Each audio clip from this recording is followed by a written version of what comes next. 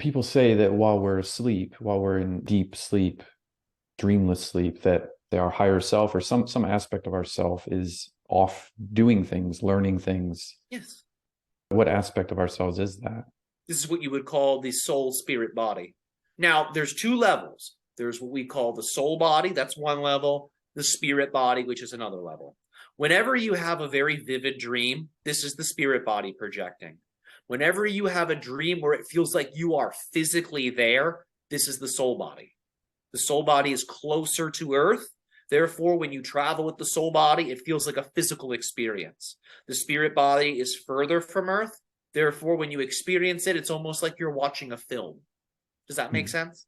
So you'll utilize different bodies based off of different needs and purposes. If you really need a visceral dreaming experience, the soul body will be used. Now, you can ultimately energize both bodies before you go to sleep, and then they can both travel together. That's also possible. If you gain mastery over one of those bodies, you can willingly dream with it when you sleep as well. You can choose whichever one you might need consciously. So when I'm in that deep sleep state, what is my soul or spirit body doing? What am I experiencing? All types of different things. Sometimes you're working with different celestial masters whom are teaching you. Sometimes you are playing out hypothetical scenarios to prepare you for what may come in your physical reality. Sometimes you are time traveling to aid and assist younger or older versions of yourself. Really, it's all over the map. Even though in your physical life, you may feel as if there's only so many things you're aware of, and there may be a limitation in the options you can explore, once you fall asleep, you really let go of the physical ego. Therefore, you become incredibly unlimited in relationship to what you can create and in terms of the options that are available to you. Therefore, there's all types of things you have access to. Some of these things you may not even be able to physically imagine because of those physical limitations. And that isn't happening right now while I'm in my waking state. There isn't some aspect of myself doing all these things. You have to be asleep. Well, there is, but it's a lesser aspect.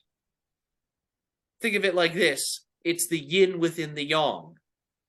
Right now, you're experiencing the yin dimension of the yin-yang sign. And your soul spirit, well, that's the tiny dot of yang within the yin. Make sense so far? Mm-hmm. When you go to sleep, you're going into the yang dimension, the formless dimension. And your physical personality is that little dot of yin. When you sleep, you flip to the other side of that spectrum. Now, ultimately, you are both the yin and the yang dimensions of the yin-yang sign simultaneously. So while you are here within that yin dimension of the yin-yang sign, and your personal soul and spirit are sort of anchored in to that yin focus point, you also have what you would call the oversoul. That represents that unconditional yang dimension of your consciousness. So yes, something like that is happening all the time, but it's happening on a less personal level. When you go to sleep, that yang level becomes more personal because most of your consciousness is occupying that level. Okay. I'm interested in this hypnosis technique they call it QHHT that Dolores Cannon innovated. It seems like that is like a permission slip to get into that very deep state of consciousness, of sleep, where you can contact these deeper aspects of yourself. Sure, it can be useful for this. Yes. Make sure you learn from someone quite skilled. That's important with this type of thing because it's getting so popular, because it's getting bigger. Sometimes those that inherit the system do not necessarily inherit it with the highest level of integrity. Therefore, when they pass it on, well, it might not be the most comprehensive of a transmission. So really vet whomever it is you learn from. But yes, it can be incredibly useful. And I wonder, usually you work with someone who puts you into a hypnotic trance, and then you have access to your past lives and to your higher self. How could you do this just by yourself? Can you self-hypnotize yourself? Sure. Yeah. Are you not hypnotized right now by your own thoughts? I guess so. Yes, of course you are. All beings that are utilizing the physical mind and a belief system filter are experiencing self-hypnosis. So it's all about learning how to adjust that filter in a way that is supportive for psychic visions and journeyings.